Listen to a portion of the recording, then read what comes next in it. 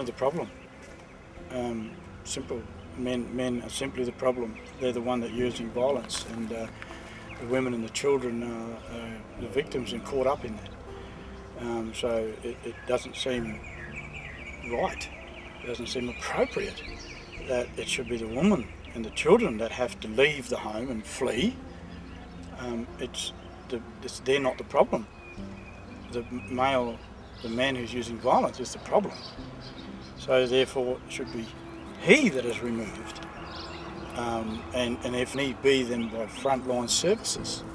So the culture is very important in bringing back, or in this case too as well, where it is and where it does exist, preserving it, and then moving from there forward with our culture, because culture and law for men has been our way of life, and we need to recognise that as men and bring that in and find that balance in a healing pathways, because we live in two worlds, and that's the balance we have to find, is existing in two worlds.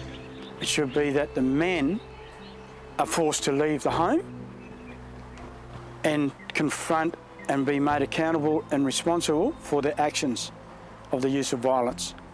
And of course that would be through a mandatory centre that specifically deals with the nature of the individual's actions.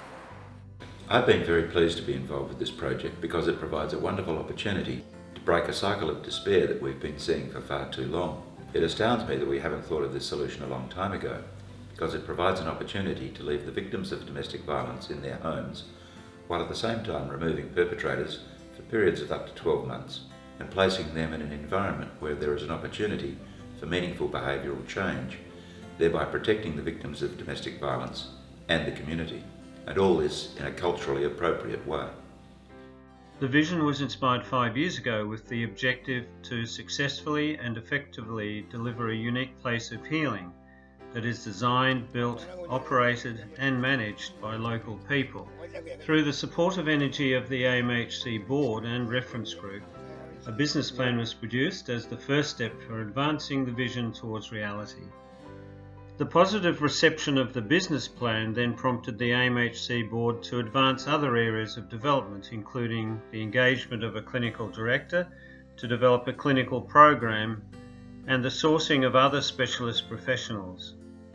With the assistance of CoLab, Margot Matthews, and the Indigenous Community Volunteers Organisation, Dorian Radcliffe, a large number of people, specialists, consultants, private enterprise, government and community agencies have been engaged and have contributed in a unique collaborative project development process, the majority of whom have generously donated their time pro bono. This includes Jeff Barker and Paul McDonald, who 18 months ago were invited for an interview with the reference group in Newman to lead the technical specialist team. That interview very quickly turned into a welcome and the first technical workshop from which a needs and ideas map was produced.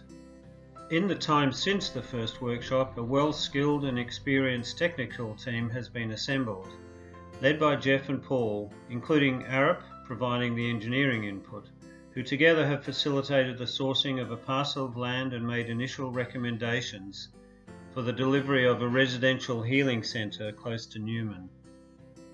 The process has involved site visits, cultural learnings, research, workshops and interactive design sessions that have delivered concept design plans for the buildings, the landscaping, road access, site development and infrastructure, all of which will be presented to the Shire Planner, the WA Planning Commission and the Lands Department for consideration and approval.